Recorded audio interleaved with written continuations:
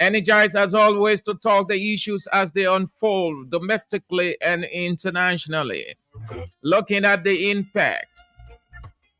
So, thank you so very much that you joined in the show this afternoon.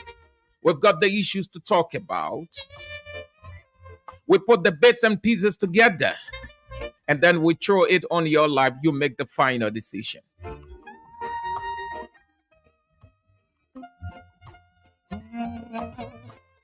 Long time no see. Without your love, I'm lonely. I miss you. It's too hard to bear. What have you? Okay, so let's get started. We've got the issues to talk about. Couple of just few issues to talk about, but they are so weighty. We've got 49 days to go. 49 days to go. Not much of a time. Nobody should be relaxed. If ever was a time to step up your campaign tour, reach out to every nook and corner, sell your product the best you can, you got these few days. 49 days may seem long by the number, but it's short. But know that we've got 49 days to go. Tomorrow is going to be 48. And the election or the campaign is entering the boiling point. The campaign is entering the boiling point. And I like the intellectualism that everybody is putting into it. They taking advantage of every little details about their opponents. They writing, they speaking, they drawing the cartoons, and a lot more. It is getting to the heated point. And guess what? We're going to enjoy it beyond this point. But we urge ourselves to avoid the violent nature of it, to do away with any form of violence. Campaign is it's so unique, it's so beautiful. It is just like the football game. You get to enjoy it. You are excited when your side is going by the strategies put in place. And then the fans are excited, they are motivated, they are thrilled. So it is with campaign. There's the enjoyment side of campaign. It's getting to the boiling point. I say it because I've been reading a couple of things. I've been watching a couple of live feeds, been listening to the statements, the wordings, and they are all intellectuals. They so great. So let's get started. But there are some very, very bad off. So let's start with what came out on yesterday from the former Vice President Joseph Yuma Boakai, presidential candidate, Unity Party. He said that he was on the verge or had the conviction of winning the elections that brought President George Weah to power, but it was tampered with. That former President Ellen Johnson Sirleaf tampered with the election, that she manipulated. She used her ingenuity to work it in favor of the current president. Moreover, that he got angry and something happened in between. Something happened at the middle ground. According to him, they could have caused stir that Benin Ayure, who is the leader of the All Liberian political party, explained to him what needed to have been done and even suggested that a plan was in place already. 15,000 men armed and he gave the positions of those army or where he was going to start. Based on that, he soon took into consideration the colossal damage it would have caused had they or had he intended or just decided to give into the pieces of advice given, according to him, by Benoni Ure, president, uh, stand-up bearer, excuse me, of the All Liberian Party. Ure told me we can put 15,000 people in the street. I wasn't going to put 15,000 people in the street to kill people because people were armed. We heard at Coca-Cola factory, they were there waiting. Was I going to allow people to destroy this country, kill people because of me? No. Let them see it. And believe you me, if I had taken that country at that time, I wouldn't be living. Because even if you are poor, go in the street, the people will say, we are going to put diamond. So God said, let them see it. I think by now they will be convinced that the decision they made at the time, whether it was the right decision or not, they were cheated. I felt that there were a lot of violations that were documented. So be it. I mean, that is part of history. I didn't want to go into that. Saying at that time, that was the feeling of the young people at the time, and we didn't want to work against that. So we said, let it be so. So that history would judge us. I have a feeling for this country. Who are we? What are we known to be? And I believe, yes, maybe people might take offense to it, but I believe this country is looking for leadership. We talk about taking position, ruling, and being president. I'm not looking for president. I am here to provide leadership for this country that will make this country become the country it's supposed to be. And I believe if I haven't done that, I haven't done the service for which God wants for me to serve. And I can show you my leadership will produce the kind of leadership that will make this country where it's supposed to be. I live and think about our country. I would have been out of this country. I chose to be here. Maybe God wants for me to be here. This is a very good country, a country full of opportunities. I have served in prominent positions. I got up one night and had some of the things that I think about Liberia. I've written some poems and they're all with me. And I thought that if we think about something and you love something, you will contribute to it. So I penned that. It happened to be that in 2015, when I made my Christmas card to the nation, I said in the card, Liberia is 168 years old. Let's ask ourselves, are we where we should be? Are we satisfied with where we are? From now on, think Liberia, love Liberia. That means if we begin to think about Liberia, loving them, we will build it, not only for ourselves, but for posterity. This year, we're going to make a decision as to what are the first things that we could do to impact this country. And I started with the acronym ARREST, AREST. I believe agriculture, roads that are very crucial, important to development in agriculture, education, sanitation, which is very much related to health, and tourism. I believe these are the things that can jumpstart this economy and also provide employment for the young people through tourism, through the hospitality industry. If we have good roads that would relate to health, because better roads can lead to good hospitals, better roads can lead to food production, they can bring down the prices of goods. Most of the prices of goods that people pay are because of where the food moving from one point to the other. That also with sanitation. Look how Monrovia today, the field that we live in. Former Vice President Joseph Walker, with that revelation that Benani Ure said to him, that was the plan.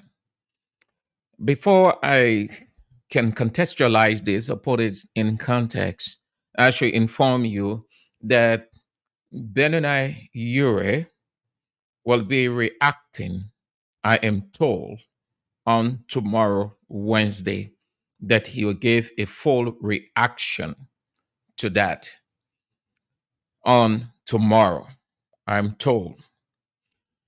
And to add or to know that that has a spice, I went on the page of Musa Hassan Bility. Musa Hassan Bility supports the collaborating political parties and ANC leader. They are all within the framework. So he too, I saw it on his page after I heard that. He made that clear too. But what he said, in my opinion, the division is getting wider. The soul will be hard to heal after the elections on October. So you want to be careful, especially for those who have institutions. These people were on the same plane. They were romanticizing themselves intellectually and politically and CPP-led. They were enjoying themselves. They put all their institutions at the disposal of each other.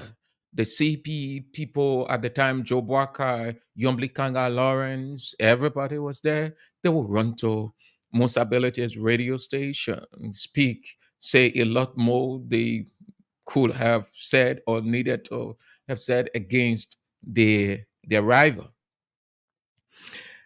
Now that the split is in, yeah, what Musability said, and I think he should not have said that.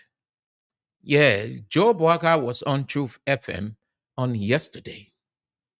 If you put the radio station at the disposal of the public, then it means that anybody, everybody who in the election contesting democratically can use it because it is the fastest and quickest and shortest medium to reach the public.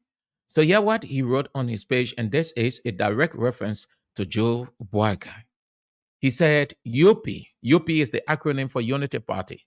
UP, Truth FM is for Musa Hassan Bility, the criminal, the international criminal, just in case you forgot, bunch of narcissists.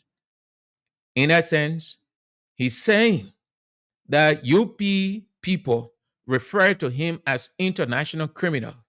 So he's reminding them the man you refer to as international criminal is the same man, radio station you're sitting on to talk. So since you are no criminal, you are a clean person, your political party is clean, you should be sitting on Unity Party radio station to say those things that you are saying.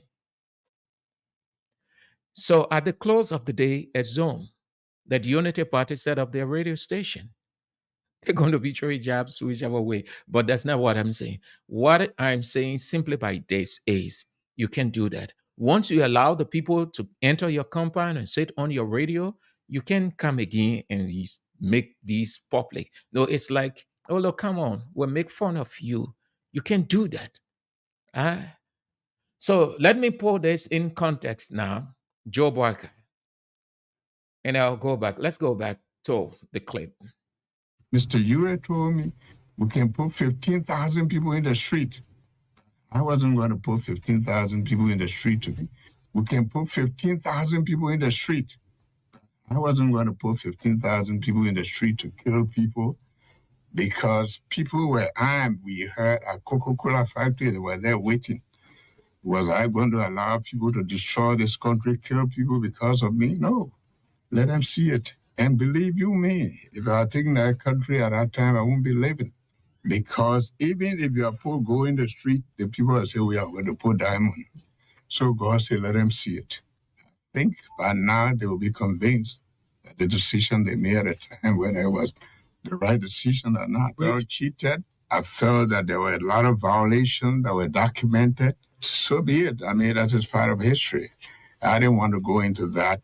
Saying at that time, that was the feeling of the young people at the time, and we didn't want to work against that. So we said, let it be so. So that history will judge us. I have a feeling for this country. Who are we? What are we known to be? And I believe, yes, maybe people might be take offense. So that's it. That's the portion referring to Benini Ure. So let me put this in context. Listen carefully. The first thing is, it is a grave allegation. It is a grave claim or grave revelation, rather. In addendum to the gravity of it, it gives spice or it adds truth to what came out by the government that there were some individuals attempting to cause stir in the country, that they suspected, the heard, they read, and so they were cautioning the country against these things. Apparently, the government may have heard about this, but will wait for Job Walker himself.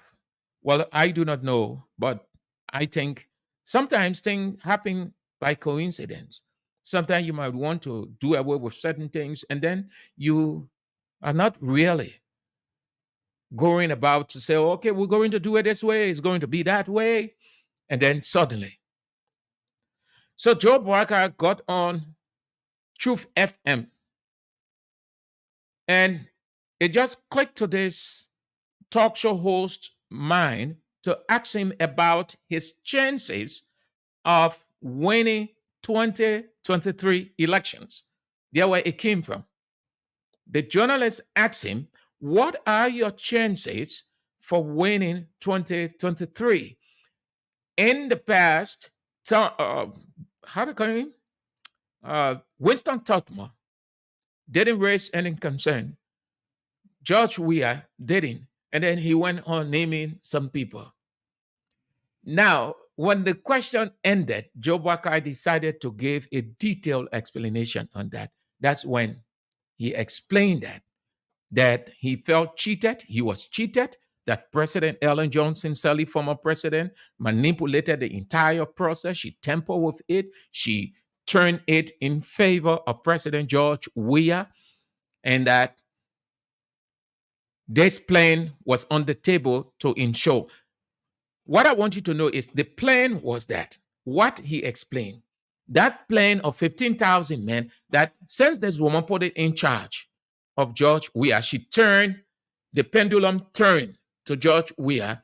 Let's make sure that this man has uncomfortable reign, or let's create a situation that there will be an interim leadership, that the international community will step in and declare the whole thing null and void, or put some kind of mechanism in place. Because if you talking about 15,000 men, and they are not just men, able-bodied men with different kinds of weapons.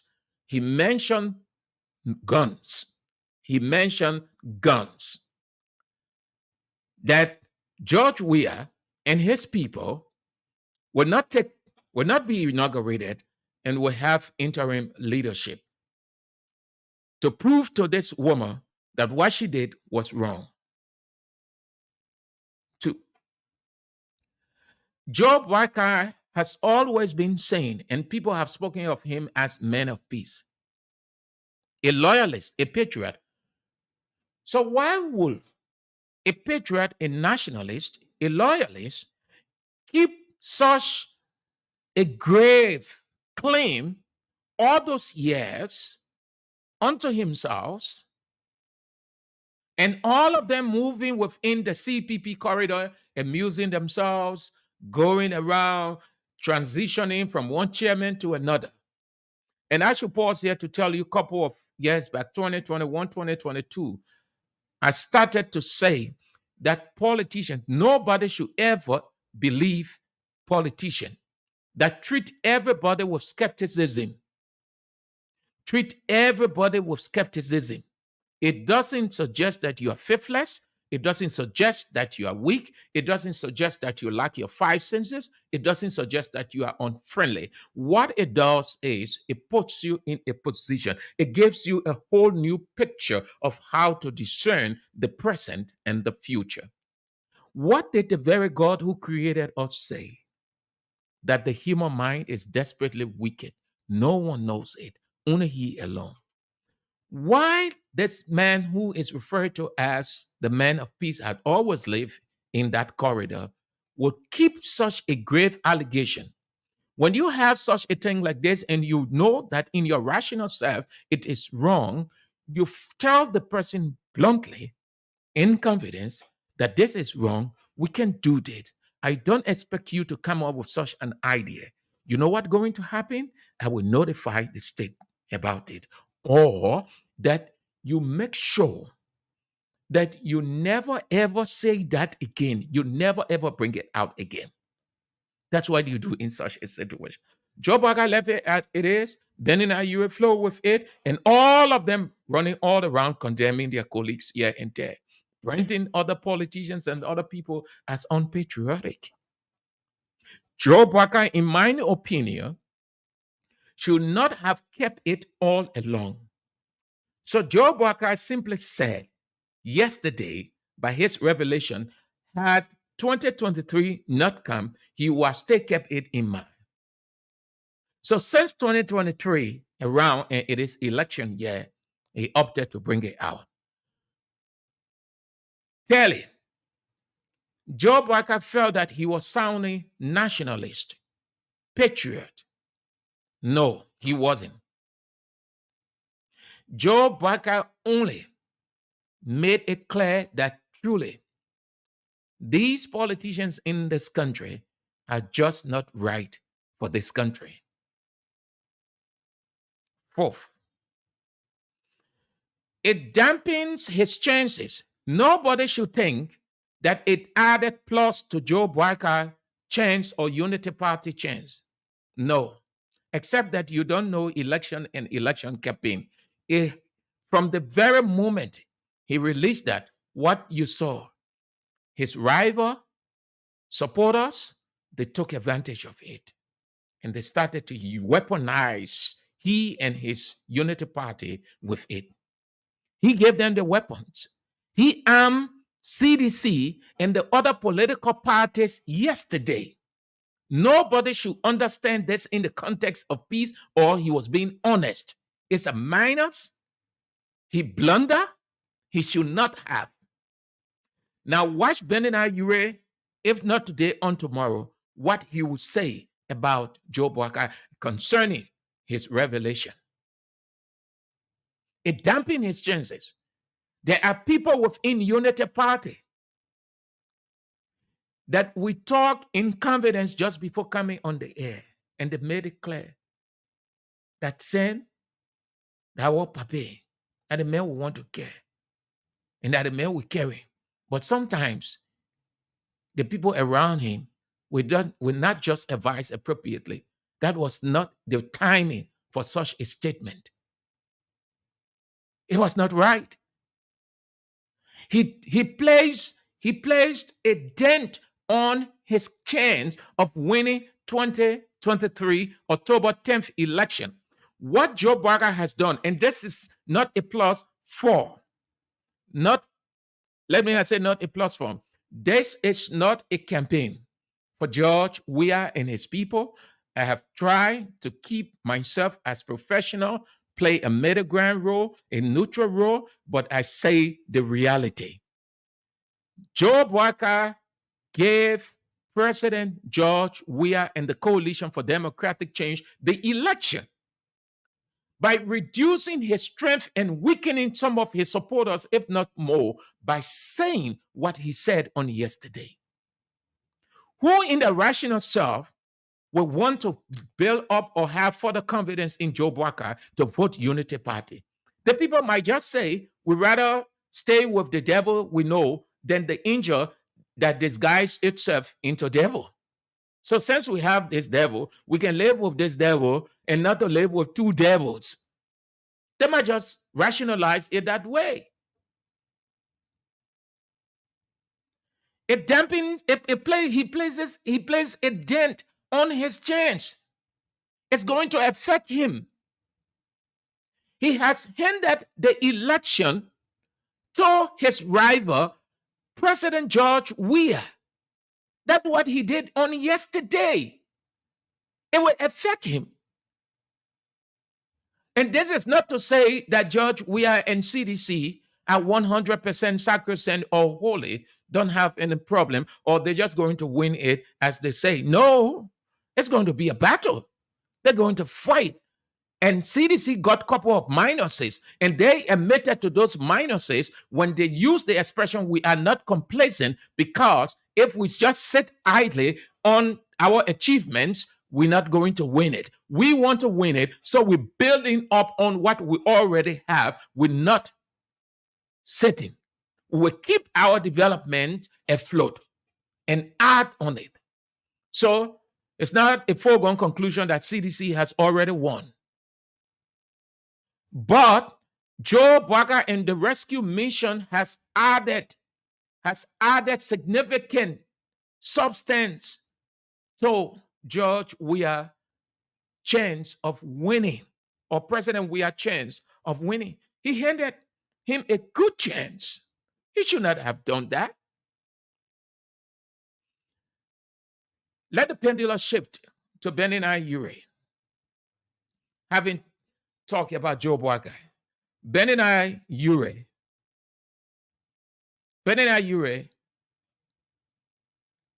has always said he doesn't want to be president. He knows the reason.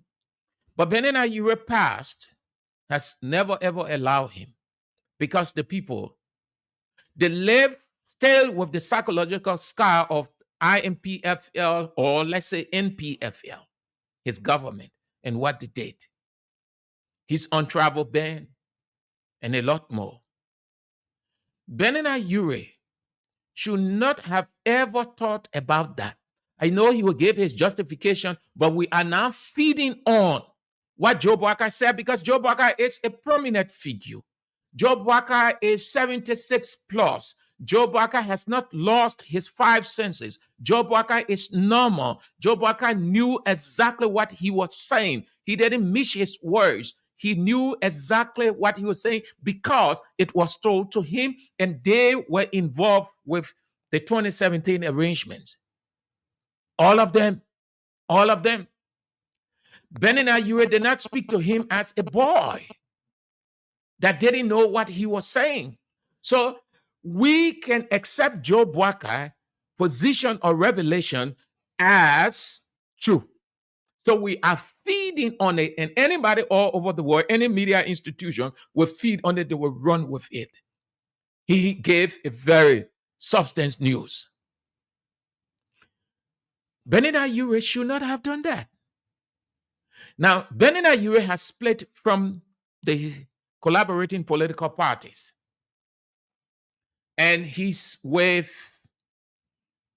well, he's aligning. As we see, he's aligning with CDC. That he left. He doesn't want to be neutral. He can be neutral, but it's hard. So he will want to pay back. He will want to warn. He will want to hurt badly Joe Barker's chance of winning the 2023 elections on October 10th. So to do that, you need to take a side. Either the side taking is independent and you release ballistic, political, electoral missiles, or you join an institution. And in this case, if he is to join an institution or align with an institution, that will be the Coalition for Democratic Change. So will CDC want to accept such a man who brought up the idea of destabilizing the very country in 2017 that will have involved the lives of the very president, The vice president pro tem, almost 90% of the citizens. Well, CDC won. What impact is it going to have on CDC? Assume that they start to accept his alignment. People are going to start shifting. It's going to affect CDC. It's going to affect CDC. Because you know why people would say?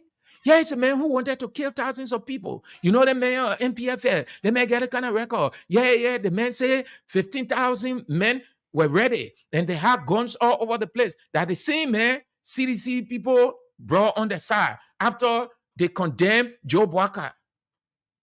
So you see, it's a complicated situation. So to accept him, well, they may know how to do it if he ever wanted to. If you ask me, I can say, but I can only give the bits and pieces analytically of that whole situation. So he's going to react tomorrow, I am told. He's going to react tomorrow. Benin Ayure will give his position tomorrow. That's why I started the show by telling you that we are entering the boiling point now. We are entering the boiling point. It's going to get hotter and interesting. Get fully involved. All of you everywhere. People, this is your country. This is your country. You have to get involved. Don't be afraid. No, we only guide against violent act, but we get involved in the intellectual aspect of it. The politicians will release the ballistic missiles at each other. They will weaponize each other intellectually. They will go into each other's small boxes and closets, but all gives you a clear understanding that that is the battle for supremacy. You can. 1,000 people in the street. I wasn't going to put, Mr. Ure told me, we can put 15,000 people in the street. We can put 15,000 people in the street. We can put 15,000 people in the street. Can put 15,000 people in the street. So who was going to mobilize those 15,000, or those 15,000 were already mobilized? Amen. Anyway, I can understand. I followed the live feed and I was asking myself the questions as if I was sitting before Job Walker. Because you know why? Job Walker, when he made that statement, if I were the one sitting before Job Walker, that's going to take most part of the interview. You're going to be the first question after saying that. Benin Ayure told you 15,000 men. What did he say the 15,000 men going to come from? What kind of weapon, if he ever spoke about weapon? Where you people were going to start? You know, but I can tell how the interview, you can see how the interview went. Is the vice president. So you're not going to get the juice out of the person. If somebody said, Ure said we should put up 15,000 men, the rest of the questions I got going to go aside and we'll stick on that. We'll go into that. If that will end the interview or we'll take the interview to an end, fine. Because that is a startling revelation. If a BBC reporter was sitting in front of Joe Walker and he said, Ure told me that we can put 15,000 men outside and they have the guns, that BBC guy, if he have 4, 5, 6, 7 questions, he will put all aside, he will forget about it and stick on that. Now, I thought that the guys were going to spend more time with Joe Walker on that. But everybody, Mr. Former Vice President, and Mr. Former Vice President. This is no condemnation. But when a person says something, you're listening to a person, you have to be very attentive with politicians as they speak. When they say something and you know that that is very germane, or it borders on national security, or it's all about peace, advancing our peace culture, and a lot more, you want to expand, you want to go, you want to ask, what is this? What do you mean by this? Can you explain it? Is it timely for you to say that, or that your colleague may have told you this? Anyway, Let's wait. Let's wait for Joe Barker, not Joe Barker, but Benina Ure on tomorrow. Let's wait. 49 days we've got to go. So let's move to LEC. Our next talking point is LEC. The head of the board of LEC, Captain had a full address, and there were a couple of concerns raised. If you notice last night, the current went off suddenly everywhere, everywhere. The entire, let's say about 75 to 80% of the city was off. It just went off. It wasn't sporadic. That sporadic means they say yeah, the boy get current, they say the boy ain't get current. When you hear in war, when they say there's sporadic fighting, that means the place you air, no fighting. The man on the other side, the fighting there. On the other side, the player St. Andrews or AB, the fighting there. Where Jojo air, they ain't fighting there. That's what they call sporadic. But this one, it was comprehensive. Everybody went off suddenly. So people were wondering what happened. So Captain will take up time to explain that he acknowledged truly it went off. It was intentional. It wasn't sudden. He made that very clear and he explained the reason. Yeah, it's Captain. We had a blackout. A blackout is when the entire grid goes off. Last night, the CLSG went off. So when it went off, all of the energy that was being sent to other countries were dumped on the LEC grid. Sierra Leone, all of them. And the LEC grid cannot accommodate all of that load. So it caused a trip in our network and everything went off. But as you can tell, we were back on.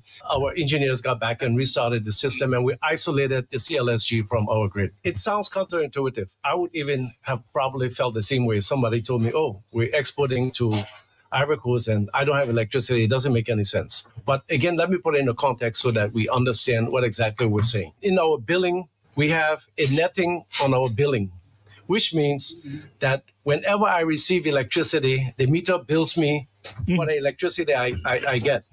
Whenever I have more electricity, the meter goes the opposite direction. So there's a net billing that happens. So for instance, let's go back. Last night, the entire grid goes off. Last night, the CLSG went off. So when it went off, all of the energy, the entire grid goes off. So he acknowledged that truly it happened, but it happened on purpose from Liberia side. And then he went further to explain this whole arrangement about Liberia exporting currency. You know, the finance minister said it on one of the trails of CDC. And he said he was told by Captain that they were doing that. So he opted to explain that CLSG arrangement. Last night, the CLSG went off. So when it went off, all of the energy that was being sent to other countries were dumped on the LEC grid. Sierra Leone, all of them. And the LEC grid cannot accommodate all of that load. So it caused a trip in our network and everything went off. But as you can tell, we were back on. Our engineers got back and restarted the system and we isolated the CLSG from our grid. It sounds counterintuitive. I would even have probably felt the same way. Somebody told me, oh, we're exporting to Ivory Coast and I don't have electricity. It doesn't make any sense. But again, let me put it in a context so that we understand what exactly we're saying. In our billing, we have a netting on our billing, which means that whenever I receive electricity, the meter bills me for the electricity I get. Whenever I have more electricity, the meter goes the opposite direction. So there's a net billing that happens. So for instance, if I have Mount Coffee producing 56 megawatts, right? And my load is only 50. That extra 6 will go into the network, will go into CLSG. and the meter gives me credit for that. When I'm at producing 56 and my load is 60, that 4 megawatt extra that I'm using will come back, will be charged to me. So the billing then reverses. It is that what is happening is the billing goes in favor of Liberia whenever we surplus at a particular time, and this can be for 1 hour, it can be for a certain hour of the day, it can be for a couple of hours.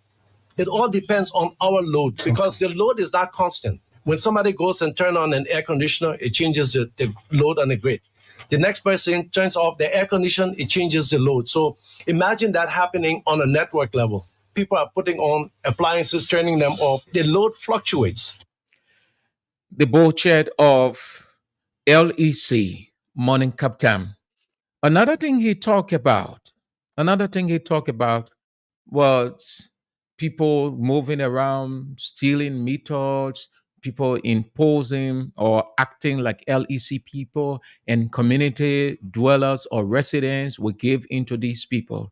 He made it clear that as far as LEC is concerned, they don't go on the field to take money from people. They don't have people doing such.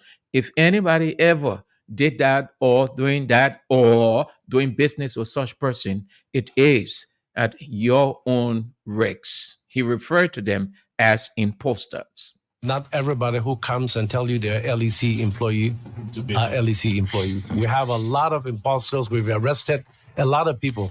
It's easy to get a safety vest, put a hard hat on, and go and say I'm LEC. And some of them even get the LEC badges on the safety vest. So I urge the public, when you have these people coming around, please do your due diligence and ask for ID cards, verify their identity before you deal with them. Secondly, LEC does not receive money in the field. If you're buying light poles, you're buying meters, you're doing any transaction, if you are giving people money on the field, be aware that you're engaging in an illegal transaction and you have only yourself to blame. LEC has offices where we receive payments and we issue receipts. If you give anybody money out there, you are encouraging them to continue to do what they're doing. Mm-hmm. There's no way a community leader can tell me I bought LiPo for an LEC employee. You're not supposed to be buying LiPo for any employee of LEC. We don't sell LiPos to communities. So what's about power theft? This is one of the areas that that LEC has been grappling with. What about what LEC or Captain had to say about power theft? Two primary reasons. Electricity transforms the quality of your life.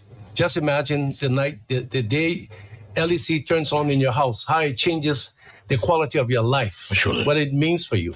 And secondly, it helps to stimulate economic growth because now there are new opportunities open to the private sector to engage in commercial activities. And so I'm happy also to report that a survey of businesses have reported back to us that they now have savings of up to 35% on their energy cost. That's 35% of expenditure that they can now put into new investments. So I'd like to stop here, and then maybe we can talk on more details. Yes, okay. Last night, the CLSG went off time, and this can be for 1 hour, it can be for a certain hour of the day, it can be for a couple of hours. It all depends on our load. All right. Thank you so much, Mr. Captain. 49 days to go. So, a very good question. A good question. Back to that before I open the line. Back to Joseph Walker allegation or claim. He said weapons were already arranged. Weapons were already arranged. So, here is the question. Where are the weapons? What kind of weapons? If they were, what kind of weapons they were? If they are, what kind of weapons they are now? From 2017 to 2023, were those weapons imported or they were already in the country, or they are in the country. Who is in charge? Who has it? Well, the government has to step up. If they took this for granted and something happened in this country, guess what? The government will have to blame itself. Moreover, the government now must start its own investigation and call in Benina Ure and the man who made the allegation, Joseph Human Boakai, to start giving an understanding that is grave. People can capitalize on it. They may not have done it, but his revelation, other people could capitalize on it and it will go on them. People will say, oh, Joe Baga said, you see the boy here, red of flag, that is the Joe Baga talking, the fighting out Benena Ure, that man, that woman, that child still a man. Benena Ure, your reputation, as a matter of fact, take it or leave it. Your character has been damaged. Joe Baga damaged your character. If you don't speak out and speak out everything you know, you finish. Already you have, I think, he in that political thing. So where are the weapons? If they are new weapons or were new weapons, which country they came from? Or some of the weapons used in the war that they had them as a matter of truth, he been with Charles Taylor. And most of those weapons, most of those fighters are around. This country was not demobilized to the letter. It was not raided of weapons. 100%. This country still has weapons all over the place and men ready to move, to cause stir. So where are they? Where are the weapons? The government has to move. And we're following. Let's see. If the government don't say anything, don't call in these two gentlemen, don't start any investigation, and something happens or something spark up, guess what? The very government going to be held culpable. The very government going to be an accomplice to a crime or a potential or a crime that would have been committed or has taken place. Assume that something happened. That's over. The man said it in the government said on there, they didn't do nothing about it. It looked like they knew about it. In other country, by now, the government will have called in Joe Boakai, despite his status as standard bearer, but it borders on the country's security. It borders on the security. It has absolutely nothing to do with politics now, though it evolved from a politician, but it borders on the country's security, stability, and peace. In another country, Joe Boakai will be immediately called by the security agency, by the joint security, to give further revelation or to say exactly what he said. Nobody should take this thing for a joke. You sit down there in your small corner, people could capitalize on this and just cause stir in your small corner. Everywhere there's arms everywhere in this country, small arms. That was a grave statement. So where are the arms? Where the arms came from? Who provided the arm? Did the arm come from within Liberia or it came into Liberia? These are cardinal questions. We want to know, where did the arms come from? Who imported the arms if they were imported? If the arms came from Liberia, who been keeping those arms? Joe Boakai said Benina Ure told him, let's go back. Let's go back to that. Let's go back. Oh no, listen carefully. Listen carefully. Mr. Ure told me we can put 15,000 people in the street. I wasn't going to put 15,000 people in the street to kill people because people were armed. We heard at Coca-Cola factory, they were there waiting. Did you hear him? People were armed and he gave the place at Coca-Cola factory waiting. Who gave them the arm or arms? Who are those people? Former warlord, former fighters, former generals from NPFL? Joe Barker did not have fashion. Benena Ure had a side, NPFL. NPFL fought, or IMPFL rather, Independent National Patriotic Front of Liberia.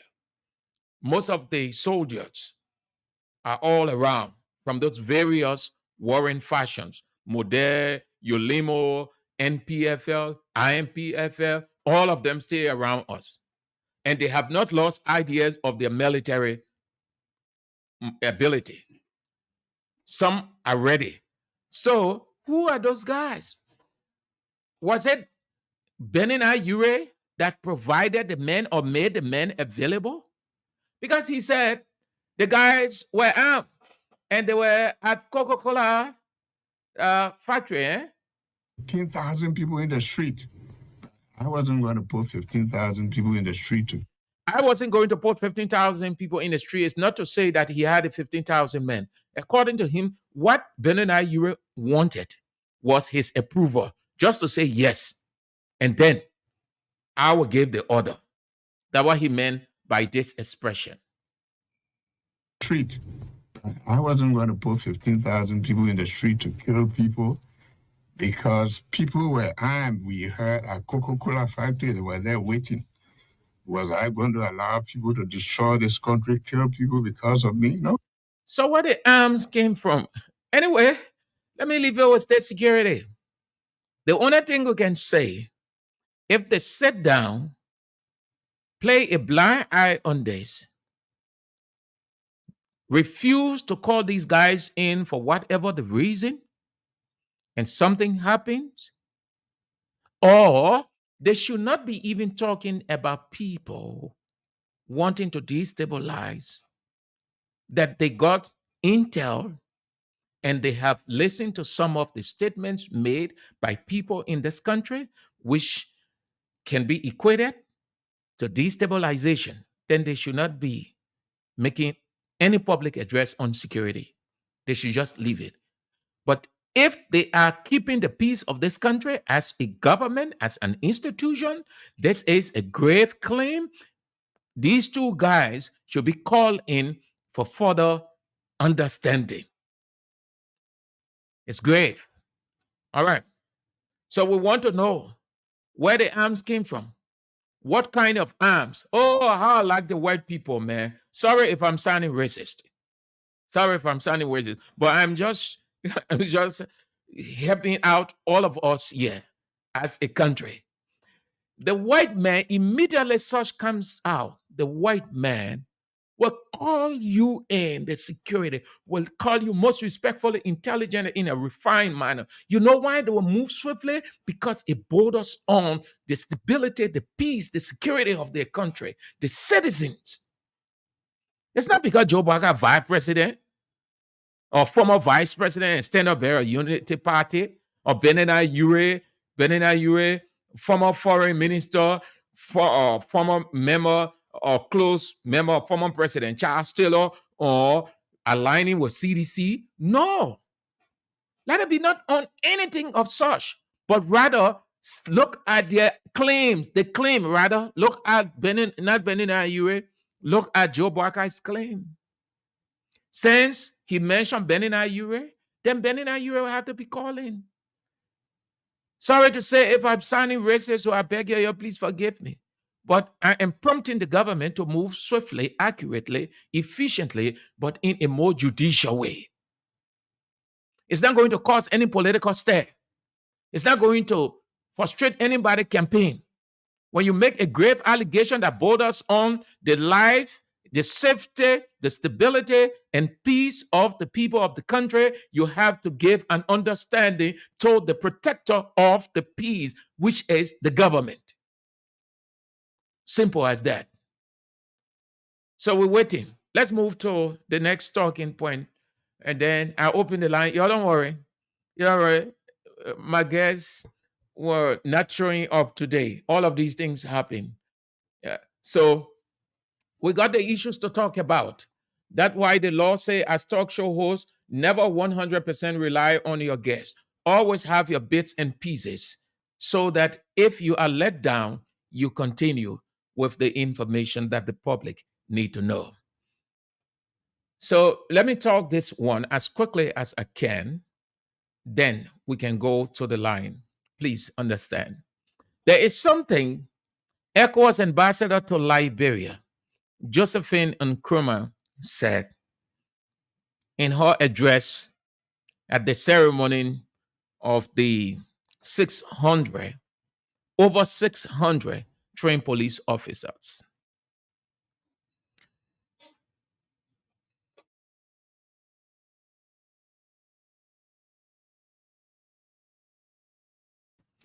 She said something very, very important. And then the guy, Alex Dixon is the one responsible for the fire service, the firefighting man. But she talked about their uniform, maintaining the credibility or upholding the credibility of the uniform they wear, which is their authority. And then after her, which is very important, very, very, very. Most of the police officers, sorry to say, they don't know who they are. When I say they don't know who they are, the way they conduct themselves. Those ones, especially those ones on the street. Then Alex Dixon. Alex Dixon is the head, is the one responsible for the fire service. Yeah, what the man said after talking about the or lowering the expectation of the officers, he said when he received a uniform, and a uniform ought to go for 5 years, meaning you ought to manage it. My guy is setting that clip so that you listen. 5 years. 5 years. That's what Alex Dixon said. 5 years. What officer in this world and in this modern age can use a single uniform 5 years? 5 years. Here is Alex Dixon. Have a listen. Some of us will have some high expectation. The expectation will be so high that when I see my salary, I will be happy, and maybe others will not be happy. But I leave you with this. It doesn't matter what you have, but what you do with what you have is important. What changed the mind of people is what they have and what they do with what they have.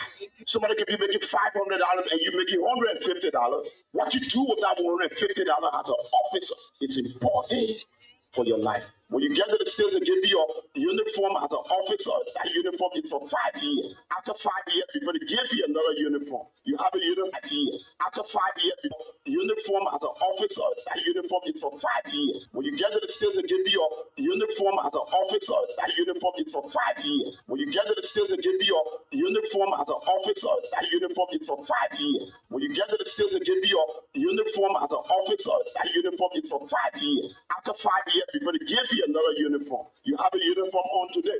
Do not go and be knocking at other people's doors. Or don't be like the keke or the motorbike rider. When a man has a motorbike, he got almost 10 girlfriends. The keke rider got almost 20 girlfriends. So what you end at the end of the day, he's unable to report to the person that gave you that motorbike and that keke. So what you will do with what you have is important.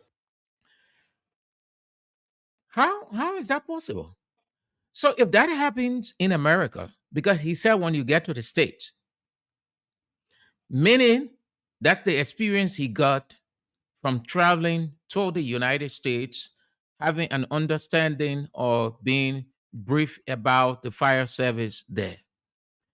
The American culture is different from here. The American culture has everything. They are standard. And they don't even allow their officers to wear one uniform for 5 years. That is not true. I disagree. I disagree with Alex Dixon. I can understand within political times now, so you have to say some things to manage the atmosphere. But you can say that. What American officer, be it military, paramilitary, will use one uniform for 5 years? 5 years, you know what you're talking about? 5 years? That you think that just 2 days? One uniform for 5 years? We understand some of the police officers they are just sloppy and sloppy. They really don't know how to take care of themselves. We see some of them, their uniform looks so bad of you, even though that police officer. That one board, it has to do with their personal self. But you can't tell a police officer or a military officer or hand a single uniform to him and expect him to use that for 5 years. How is that possible? So are you telling me the red shirt are on Sam Andrews? Sam Andrews use it for 5 years. I think it will get white at the wall, and it will go beyond white. The people can say chloride, because that's how it will be. So Alex Dixon is simply saying that, oh no, okay, the government this, the government that, the government has this, the government has this constraint. So we're giving you all the uniform as trained police officers. You manage it well. I ain't even talking about the money. You manage it well. You can use it for 5 years. In America, the people use their uniform for 5 years. So, yeah, we can be the same. Let's use it for 5 years. Oh, no, come on, man. You can say that. If you're talking about 2 or 3 sets, that makes sense. You're telling a police officer or a military officer to wear one boots for 5 years. No reason why you see some of the police officers, and when you see the boots, you can kind of different color of threads on the boots. They not so until they can sew. When they carry it to the shoe shop boys and to sew, the beginner can be rejecting it. They don't want sew because they tired sewing police boots. Why would it take you to make sure, encourage them that manage this one in the next 3, 4, 5 months or 6 months, we bring in another supply. But to tell the people in America, the people can wear one suit for 5 years. So in Liberia, wear one suit for 5 years. Oh, come on, man. That's a joke. Let's turn to you. You can have your say now on 0770 907 907 0770 907 907 0880 907 907. You're listening to Bits and Pieces on Voice of Liberia 104.1 with me, Sam Andrews, on this 22nd day of August, election year in Liberia. We've got 49 days to go. 49 days to go. 0770 907 907 0880 907 907. Good afternoon. Hello? Yeah, good afternoon, sir. Yeah, thank you. Thank you for such a fascinating topic. And I've been following you for the past close to 1 hour. I'm William Sanders Jr. and I join you from station number 13, Patriotic Citizen. And my interest has to do with the topic surrounding Ambassador Bwaka and that of Mr. Ure. And it's kind of unfortunate. As a patriotic Liberian, I'm constrained to speak in that light. I did listen to the Ambassador Bwaka, and I asked myself, why at this time? And as a political police, the only thing I realized is that it's propaganda. It was real, but to bring such a revelation at this time is propagandistic. It implies that he wants to denigrate, what's his name, Mr. Ure, on grounds that they are not in good political footing. Because if there's a grief allegation that Ambassador Bwaka has raised, it is detrimental to the Liberian people that he thinks and build and love Liberia. That should have been proper, at least in a year time, from 2017 to 2018, or at that moment.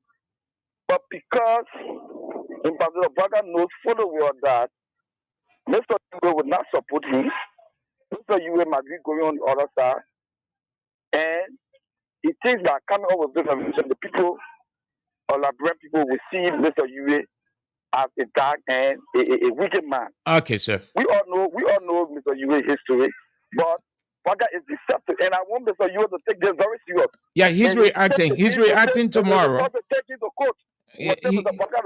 The Benin Ayure is reacting tomorrow. He's giving his reaction tomorrow. I am told. Okay. Thank you so much for your input. Good afternoon. Good afternoon. You are on the air. Good afternoon. What's happening? Yeah, good afternoon. Okay. Good afternoon. How do you do that? I'm doing fine, thank you. And you? Okay. The topic of the discussion, anyway, first of all, my name is Brother Dawes Duki, and I call from Federal Group, specifically when it's time to lower way. Are you getting me? Yeah, I'm listening, sir.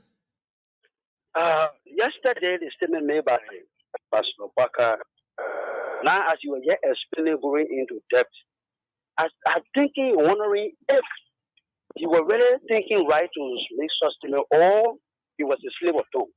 Because I'm thinking of if 2017, he refused for what when we told him to do, he refused to do it. One more about 2023. Who knows that he will accept it? I mean, it's really making me to think somehow. Yeah, he might not accept the result 2023. He might not accept this result. I am telling you. I'm about to play a clip. He raised that concern yesterday. Thank you. Good afternoon. Good afternoon. Yeah. Am I loud? Yeah, you are on the air, sir. Thank you for having me on the line. My name is Emmanuel Colley. Alas, about Colonial Sacred Peking, Najoi Montesquieu Techin. Hello. Let's hear you. Let me appreciate you talking about. Say, I know Faith Dixon, or who's the Dixon, Father Boss. Alex Dixon. He's Alex Dixon. And Dixon was totally wrong by making that thing. How security personnel new uniform for 5 years? Can you imagine that? Maybe it was an error on his part. Or you're making mistake. Maybe you consider that error? You consider that error? Yeah, I consider it be error because any president tell me say security uniform for 5 years. All right, sir. All right, sir. Thank you so much. Good afternoon. Yeah, good afternoon, Mr. Andrew. Yeah, hello? Yeah, I'm listening to you. You are on.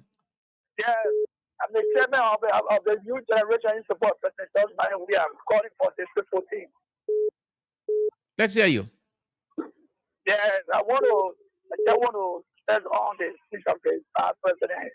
People who say they're gonna change, they're asking for re-election, for we elect them as president. Look at the kind of stuff that coming for them, saying all that, but the other thing was there for the school. But we pray that at least God has posted it one by one. But we're not going to let it go to all the administrators. We're going to re-elect President George Manneh. We are the care of the family's land. Thank you for the conversation. Thank you so much for calling. Have a nice day. Good afternoon. Yeah, good afternoon. Yeah, let's hear you, sir. Yeah, my name is Chemeka Tulip, calling from Cardwell.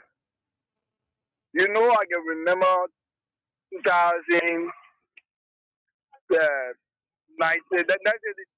when he took power, when he went out in Kimberley, there was a press release amazing that we have an element of the state. And the people run with that statement here and there. And 2023 now, Joseph Baka is coming up with the type of statement in this country. No matter how this election goes, Joseph Baka will not accept the result, and there will be a noise just on this statement. So you right now will come up on it. But for me, I believe in you will sue Joseph Baka because there is an allegation, his character has been damaged, so he got to make everything possible to clear his path. But it's not so much about Benin Ayure, but the country. Why the two guys who sit there know exactly what happened, and 5 years on, will only explain today why they couldn't explain that or tell in confidence state security apparatus or the joint security to say at that time. Right now, the government really need to, call these two gentlemen, to investigate. Don't forget about, Benayo is going on job. We are saying this is not about, politics right now. We're looking at the security, the lack of the Liberian people. So they got to call the two people and they come up with, a factual statement or, if anything goes on in this country, in the 2023 election, they must be held responsible of it. All right, man. Thank you so much for calling. Have a nice day. You can also send your text message on 0770 36 40 45, 0880 673 922. It will be read. Call 0770 907 907, 0880 907 907, and you will be heard. 0770 907 907, 0880 907 907. Daniel Komen said few months ago arms were discovered at the port. Yes, everybody aware of that. It came out and it just took on a sleeping bed. So you wanted to why? Good afternoon. Yeah, good afternoon, brothers in studio. My name is Ali El Tekulai, calling you from the things you built to be precise line. Let's hear you. Okay, like for what you say in studio for these two political leaders to be joined to question, it is good. But in a midst of political rigmarole, if they join these two people to court now, opposition, I hope they won't have one. No, it has got nothing to do with party. It's not about politics. It's about the safety of the country. It's about preventing the country being plunged into another conflict. Yeah, like what you say now. I think someone telling someone that this person into this country will having people playing that is a crime by itself. Don't you know that freedom of speech is given to every individual, but to get account of the speech that you gave out. So now, if you are to take the thing as an issue too, definitely I believe that Liberian people too should accept it. Because making a lash on someone name, you should also be able to clarify in the court. So this is the reason why I called to highlight my voice to the Liberian people. Thank you for the time. Thank you so much for calling. Have a nice day. 0770 907 907, 0880 907 907. Good afternoon. Yeah, good afternoon. Let's hear you. Yeah, my name is J. Marco Uya. I do join you from Electoral District number 3.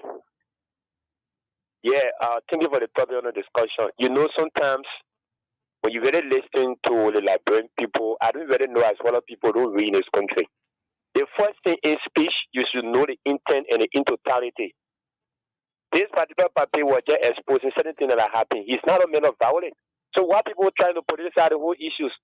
But what is the politics? Hold on. But what is the politics? What is the politics in it? The politics that the way you were saying it. But the man said, if it was said that guns were around or guns are around your area and they have men already planted, will you say that it's just a political statement? No, listen to me. The way you people answer it now, Chief. Don't call it as calling. This man was just trying to expose certain things. He's not a man of violence. I don't even know what people have been assassinated or people have been saying all the things. You ever have 2017? Those of you that are in this country, it will happen in this country that the result not called. Like I said, that no blood waste because of a business. So if somebody told you, if somebody every time you just talk, they made that. No, sorry if it is hurting you, but you can put individual interests above the country. Good afternoon. Good afternoon. Hello. Yeah. Good afternoon. Good afternoon. How are you? I'm fine. Thank you. And you? Okay. Yeah, my concern here is the fire service director. Hello? I'm listening to you. I'm listening to you. You are on the air. Yes. Okay. If I'm on the line, I'm talking about the fire service director. Yeah. There's nowhere in this world we that being in security as a veteran. Security as a veteran. Oh, cannot wear one uniform for 5 years. You are a former security officer. Yes. I am a former security officer. What force were you part of? What force that I used to work? What force were you part of in the security apparatus? Well, I was a senior AD to Mana Eddie Johnson Kelly, General Hine. And you always wore your uniform? Yes. Why and you wore that uniform? You wore that uniform for 5 years? No, you cannot hire uniform for 5 years. Normally, you must hire uniform at least 4 set of uniform. Because if you have only 1 set of uniform, when you want that uniform, what will you want to go to job for the next day? Yeah, I'm listening to you. I think it was an error that slipped a tongue. The director made. So let us understand that. Yeah, I can get your number. I want to get you in. Sorry, Mr. Hinen. I can't get your number because too many people are calling. So your number has been suppressed. Give me your number. Give me your number. Yeah, that's my number. No, I can't get it. Too many calls are coming, so yours going all the way down. So just give me yours. Okay. Thank you so much. Thank you so much. Okay. Good afternoon. 0770 907 907 0770. You on the line? You on, Chief? Hello? Yeah. Increase your volume. Increase your voice. Yeah. My name is William Mastercard. I'm calling from District 13, South Africa. Let's hear you. I want to talk on the issues of our father, Joseph Waka. You know, the problem here is that sometimes we are then voting, and sometimes in our vote we're not seeing anything good. And then we're trying to engage people that we want to put our trust in. And then we see them, speaking this direction. Sometimes it brings shame and disgrace to us. Yeah.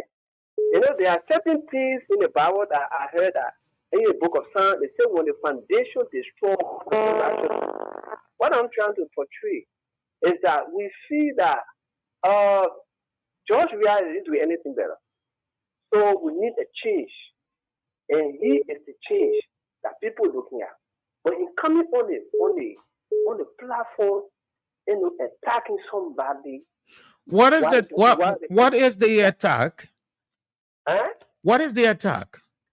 The English he spoke, people try to address it the way maybe the way he said it couldn't go. Anything you put on the way of speaking, Nana, if a pastor. My man, make yourself clear. You have not come out yet. Make yourself clear. What exactly are you saying? For your speech, that the man said, what happened 5 years ago, which had to do with Bernard U.S. have and gone and other thing, or have somebody else had to work. But when was 2017? 2017 was 5 years ago. President, we are completing his first 6 years term constitutionally.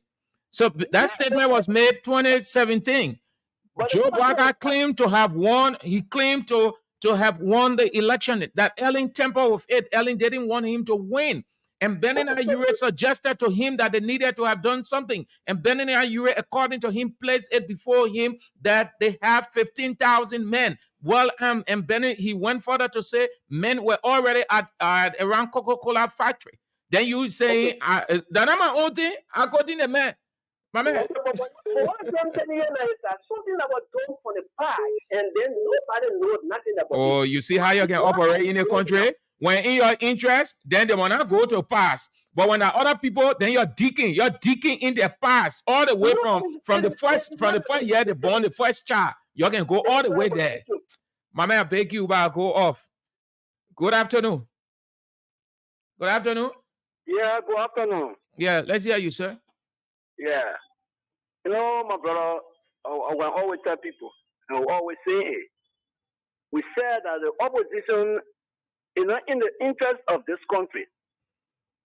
They are planning to destroy this country. Some of them are not here 14 or the 14 years war. From 1989 when the war started, the end of 2003, some of them are not here. Joseph Boakai is an elder man, old man. You know, he came up to destroy the country, but God will never agree. You see, some of brother, look, anything that you plan, you have under the ground, and I don't care how it happens, it will come up one day. It will come up. All right. Thank you. Make your plan, to make your plan to bring problems. Okay. That was the phone of June 7. You see, June 7, if there are any other thing, if you all got some president under the country on fire, you plan that thing June 7. Thank you so much. Thank you. Yeah? Thank you. Thank you. Good afternoon. Yeah, good afternoon.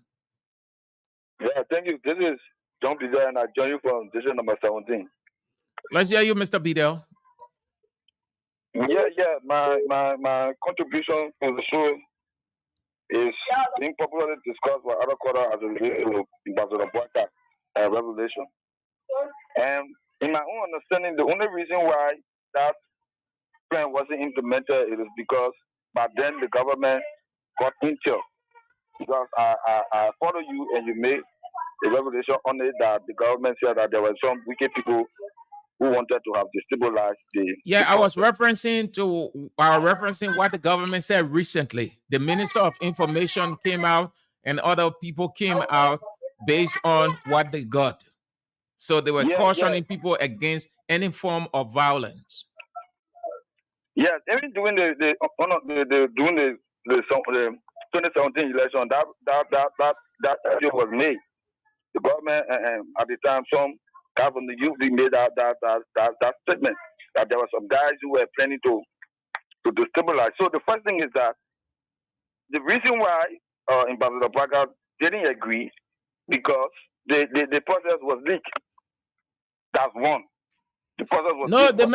The man said he did not want people to die. The man said he opted for peace. He did not want people to die. The politics. Boakai will not tell you that because the deception is that if Mr. Boakai was very much sincere, you can't tell me he's talking about 5 to 6 years. He said if you don't want to come in the public, get the information to the agency. Yeah. You tell the joint security. Yeah. You tell if you say you really love the people. You can move. It's either you move to the police director or any higher up within the joint security, or you can even invite the police director and confide in him, and he will pick it up from there. That's what people do in other countries. Then you have a stake. Then you clear yourself, and you don't even know that it is you. Because had he said it years back, and he comes to say it now, the police will come on and say, "Yeah, Joe Boakai told us." Yeah. We being aware of this, we have this information. So nobody will hold Joe Boakai and be blasting at Joe Boakai. But Joe Boakai did not tell us. To tell you how acceptable Mr. Boakai is. So that Mr. Boakai served in the party for 12 years. He enjoyed all of the immunities. At the time meeting, he comes and tells the Liberian people I'm not in that direction. Good afternoon. Good afternoon. Yeah. I'm calling from Bablu County. Let's say you hired Babolu County. Yes. Yeah, the statement I made yesterday by the ambassador, the former vice president, about the security in the calling to ask a question. All right. They need to call to ask a question because what you said yesterday concerning about the arm, that means that has no arm is staying in the country. So the security need to call in to ask a question. Yeah. Yeah, they need to call in. Yeah, because a lot of people have been making a lot of threatening remarks in the country. People have been making a lot of threatening remarks. Every blessed day, you see, you're going about making a lot of statements that they will do the one, when they want happy, they will do the one. So I mean, the people know what's going on in this country. Is it going to have any negative impact on Unity Party chances going into October 10th? it got very impact on the security. So the security need to call in. You need to call in because people have been making a lot of threatening remarks. People have been making a lot of threatening remarks. The representative, he been making a lot of threatening remarks. So the government need to call the former vice president to ask them question what's the going at. Because he said yesterday that there was people were armed. They were standing by to ready to go to factory. So the government need to call in. They need to call in. All right, man. Thank you so much. Thank you so much for calling. Have a nice day. 0770-907-907. 0880-907-907. You're listening to Bits and Pieces on Voice of Liberia 104.1 with me, Sam Andrews, on this 22nd day of August, Tuesday, election year in Liberia, 49 days to October 10th, at which time everybody will exercise their constitutional right. Good afternoon. Hello, I'm Samuel Dixon calling from Koboko, West Amgata. Thank you for your show, but my advice to you, please, journalists should try to protect the profession. Stop bringing all topics that will cause chaos in our country. What happened in 2017, we are discussing it now. We are discussing peace and election. Stop taking all souls to cause problems. Because anything go wrong, we always face it. Like, that's the only control we have. Thank you. Thank you so much, but sorry, you sounded very abnormal. Sorry, take me as unprofessional. You sounded very abnormal and unpatriotic if you ever a Liberian. Why would you say in your rational self that something happened in the past, we should not talk about it? You should be telling Joe Walker. Address it to Joe Walker like your colleagues are saying. Who brought it up? Did the journalists know about it? Did the journalists go around forcing Joe Walker? Nobody knew about it. Nobody. Sorry to say I'm being disrespectful to you, but it is abnormal. You can say that. You can say that. It doesn't make sense. Some of you, when you have nothing, you just sit there and find food to eat and just don't use your precious unit and precious time. Say you should be talking peace. Did the journalist bring it up? If the journalist brought it up, then it makes sense. Joe Walker brought his own thing. Who talking here? That Joe Walker. Good afternoon. Good afternoon. Yeah, you are on. You are on the air, sir. 0770-907-907. 0880-907-907. And you are live on Bits and Pieces on Voice of Liberia 104.1 with me, Sam Andrews. Good afternoon. Hello. Yeah. Hello. Yeah. I'm Louis calling from the Oro. Hello, where were you when Akara girl telling earlier about Peter Labrador? Is there Akara's grade are talking now? You couldn't say those days. Is it Akara's grade? What Akara's grade said then, it was spoken of. Akara's grade was condemned. Akara's grade was taken by state security or investigation. Chief. Good afternoon. Yeah. Alex. Alex what? Jackson calling from Pearl. Let's hear you, Mr. Jackson. Yeah. I listened to the program just but I did not start it, but from what I've been listening to, I just want to ask a few questions. I think we have been in the country for a period of time now, and there has been so many revelations. Why about this revelation today that everything has gone back to Joseph Baga being the most honest, dishonest person, I'm just wondering. You have to wonder, and wonder in the context that Joe Baga is the newsmaker. Joe Baga brought the news, so it's being discussed. Yeah. The problem here is Benin Ayo will be the second newsmaker on the issue tomorrow. Yeah. Listen, that's my problem. My problem here is we have had a lot of revelation from within the opposition camp, especially even in the comment camp. We had revelation. People had not called anybody. People had not come out to say things about the saying it today. But every time it comes to Joseph Baga, that's when everything upside down. So, everything. Why? But if you don't want anybody to talk about you, you know what you should do? Just live in the sky. But as long as you're on the earth, when George Weah blunder, everybody lambasts George Weah here. People said on the radio, we tell George Weah, you're wrong. you should not have done this. This is bad. Your government blunder. When George Weah does right, we say it. When Joe Bugger and Unity Party does do right, we say it. When something comes out like this one, it is discussable. As a matter of fact, you need to learn what media is. When if BBC was discussing this thing and it's all of it's on BBC now, it's one of the top stories. Call BBC and tell them why you're talking this thing. No, Chief, but I you don't think think that joking here? When people no, but start fighting all around here, just when few things happen here, people start running here and there. All of you people, all the people want to do this, all the people fighting, all the people. You think bullets and other chaos, other stuff can go around picking people and say the man, yeah, the Unity Party man. So let's do with him. The man that help the MPF man, the man. No, it affects everybody, Chief. That thing doesn't make sense. Yeah, but say the truth. Don't talk on party line. Don't talk on personal interest. I'm not talking on party line. I'm not talking on party. Good afternoon. Hello. Yeah.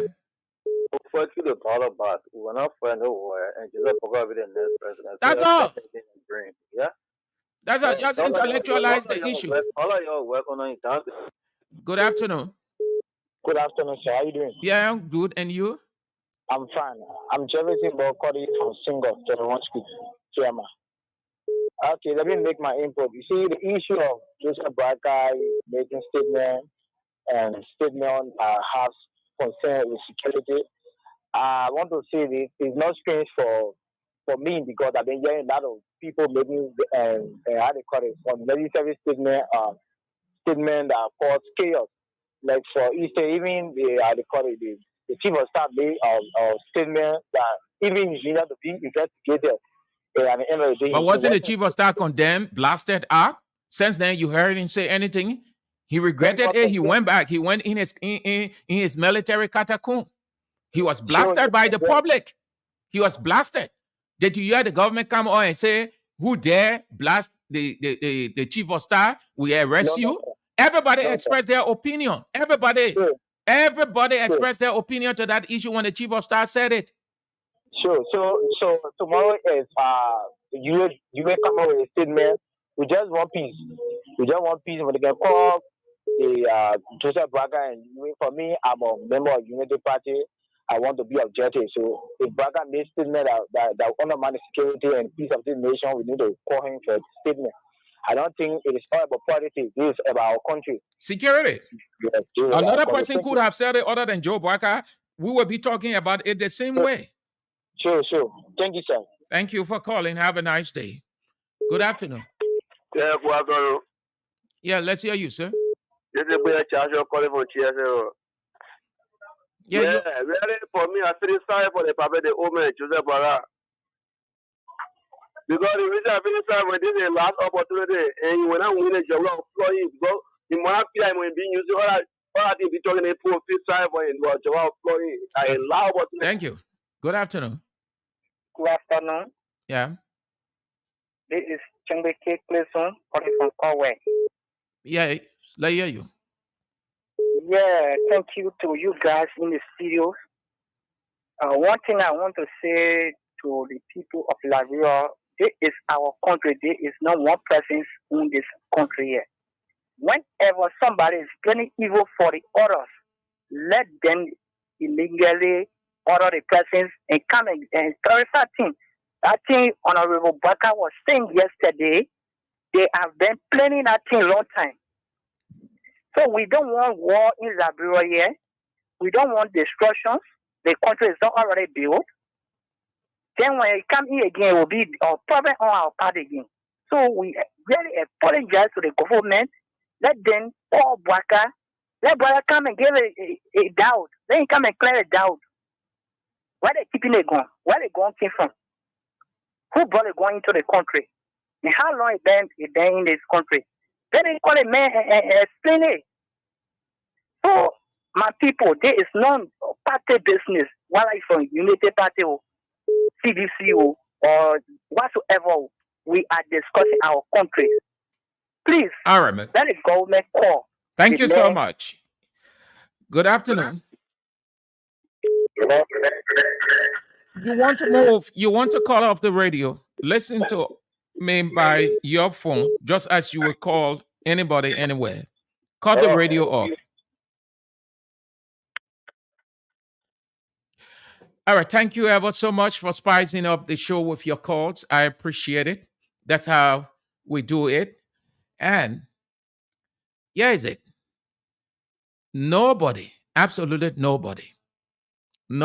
Joe Barker is not a saint. President George Weah is not a saint. Mozability is not a sin. Charlene Bromsky is not a sin. Cummings is not a sin. Nobody is a saint. Everybody got flaws. Everybody got imperfections.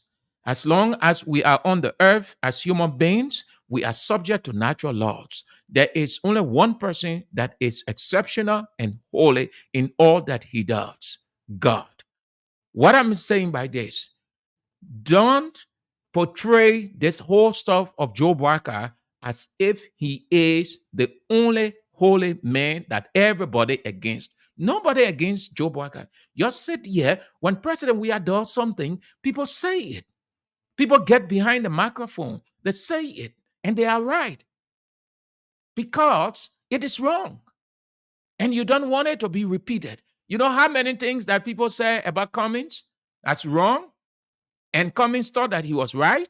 And as he sat in his office and thought about some of those things, he soon realized, oh, yes, this what the people say. They were right to blast. I think I can make an adjustment. You know how many times President Weah sat in his office, heard some of the things that people said in blasting, that he thought he was right, and realized that he wasn't on some of them, and he did away with those things? That's how it goes all over. When you can accept your fault, who told you that Joe Barker is presenting himself as a saint, as you people are presenting Joe Barker? Nobody is against Joe Barker. No radio station in this time is against Joe Barker. No radio station is against President George Weah. No radio station is against Cummings. It's against anybody. No, nobody. Everybody goes for the issue. It could be another person who may have said that other than Joe Barker. You people will be calling the same way, and you will never ever say this thing here, it happened way back, let's forget. You will be lambasting that person. But because it is your party, he is your standard bearer. So you try to be protective of him. But that's not how you are protective of somebody. No, it is a sycophance. It is sycophance. You can be protective of the person when you listen carefully. The person is not saying, if Joe Barker has said, but he did not say. The man said, I was told, which means he did not initiate. That this person told me, and I refused to do it. Had I approved, had I agreed, the situation would have been different, but I did not. So how now you will come and say, Joe Barker said, you hearing, we're using English, that English you're speaking as a claim. We mean somebody say, oh, my man, let's do the one. The person gave you an idea and you refuse, or the person suggested to you, or you say X, Y, Z. This way. It is a claim. A claim is not it's not absolute. No. What it does is the people look at whether it has substance. That substance they can look at now and say, okay, they think the mentor is serious. But you start portraying it like you're helping Joe Barker. You're not helping Joe Barker. We're in election year. You think you're not helping Joe Barker. We're in campaign time. Everything that happens now has an impact on each other campaign. That's how you people should be looking at it. The man made a statement. So what's the gravity of this statement? Did the man make the statement to gain political vote or to gain votes? Or he made the statement to win the election? Or he made the statement because he aimed at somebody? Or truly he was told, or he just being honest? What the bearing is going to have on his chance, that election year we in. That's why when I was contextualizing it, I put all of the bits and pieces together and throw it to you. The election year we in. What United Party people were doing a couple of weeks ago, they were capitalizing on every details. What George Weah people were doing, the same way they were capitalizing on every details of the opposition. When Joe Barker, when the vice president was on state radio from 8 a.m. to 10 a.m., who did you see monitoring? The opposition took to the various radios, phone radios, earpiece, everybody was listening to the vice president. And they took note of almost everything they consider as anomaly or asimora. And then they started to put them one by one on social media, putting it her address in bits and pieces. What were they doing? And most of the people that were writing were Unity Party people. And they got their right. They have every reason to capitalize on the little details. When the vice president left the radio, it was announced that Joe Barker was going. When Joe Barker sat on the air, CDC people, they left most of what they were doing. They tuned in to hear Joe Barker speak. Why did they do that? Because they want to have something to use against him. That's how the campaign thing look. So when you make such a statement, it is an advantage. You arm your rival to weaponize you. That is why when you're making public address in whatever the scene or environment, you've got to be very careful. In Liberia, people just make all they know, they're on the air, or the crowd before them. The crowd is large. The crowd is made up of different demographics. As far as they're concerned, they are excited, so they're coming to do an address. So when they go now, they start saying some things, and then people say, what kind of thing am I talking so? So when they go home now, it's not like the European scene or the America. In our country, the man who is the leader, he decides almost everything. He takes the final shot. In Europe and America, when the presidential candidate is going to make a public address, he sits with his team, they talk the bits and pieces, they just pause, and that man knows what he's going to say, how he's going to say it. He will not go out of that address or what was discussed. If need be, to do a script, they will prepare that script and everybody will run through that script, and that vice presidential candidate will go face the crowd and read that script. When the rally is over, they get back into their strategic room on their planning table and look at the address. How did it go? How did the standard bearer deliver it? What did he say? How did he say what it was agreed that he said? What was the impact? That means the reception. So at the close of the day, you see that their campaign goes the way they want it. In Liberia, no. The man who is the boss, fine. Anything he says that, let me give you a classic example. Let me use President Weah. President Weah came from Israel, I think, two events.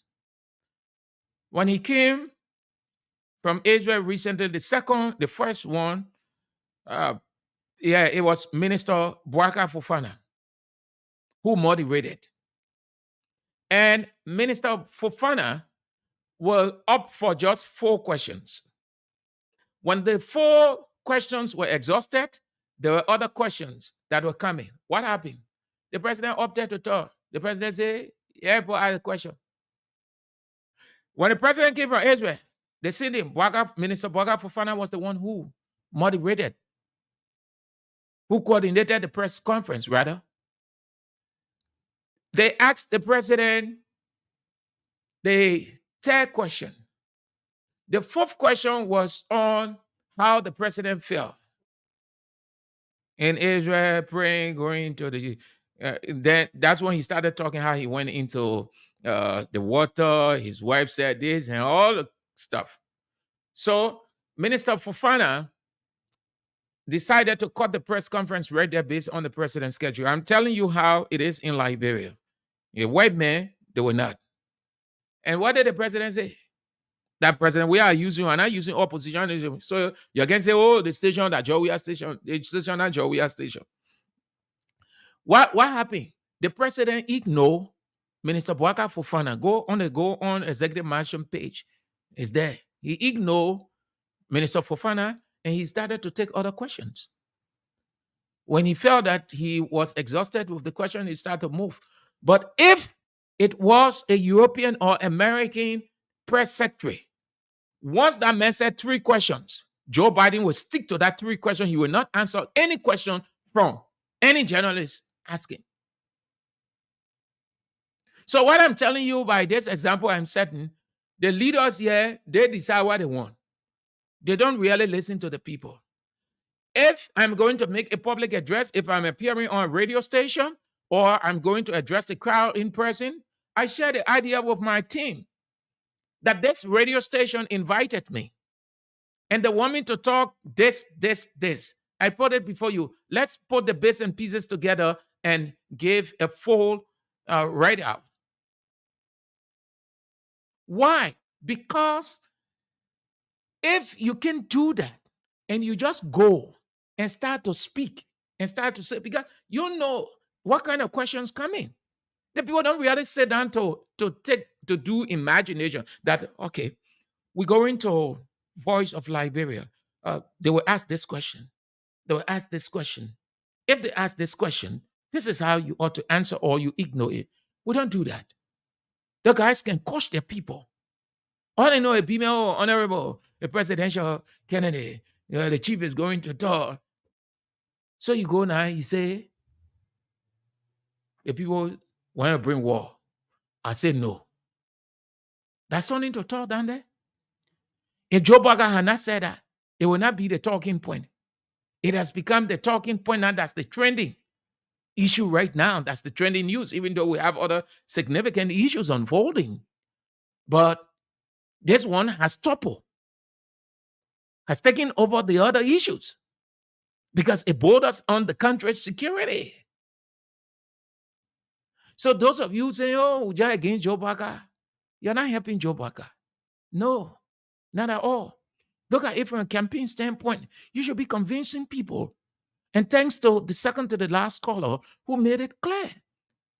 If, as a United Party person, if he truly made that statement or Benin made it to him and the state security calls him, let him go. It has nothing to do with politics. But it evolves from a politician. But it's not a political issue. It is a security issue.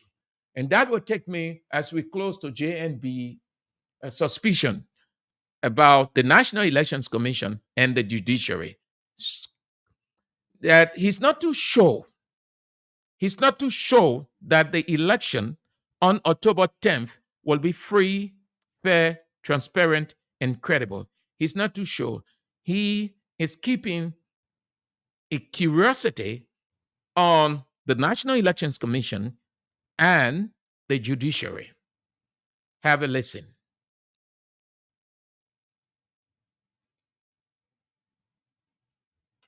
Sure, we do what we're supposed to do to make sure we do what we're supposed to do as a party in opposition, and we are doing that. We want to make sure, and I have a belief that the NEC, all of us who work in whichever way, we are responsible for what happens in this country. You can be with the NEC, you can be with the judiciary, with the legislature. You must understand that your responsibility to this country. So we are hoping that the NEC will know that they are serving this country, that the judiciary will know they are serving this country, and that we all ensure that after we have gone and canvassed and made sure we won the hearts of people that the elections would be free, fair, transparent, and credible. All right, that's it. So he's not too sure that the election, NEC will conduct a credible elections. He's not too sure about that. So I leave that. Thank you ever so much. That's all the time we've got to be on the show, Bits and Pieces. We're back tomorrow, if God permits. My name is Sam Andrews. Have a wonderful day from wherever you are, as we are at Voice of Liberia 104.1. Don't trouble.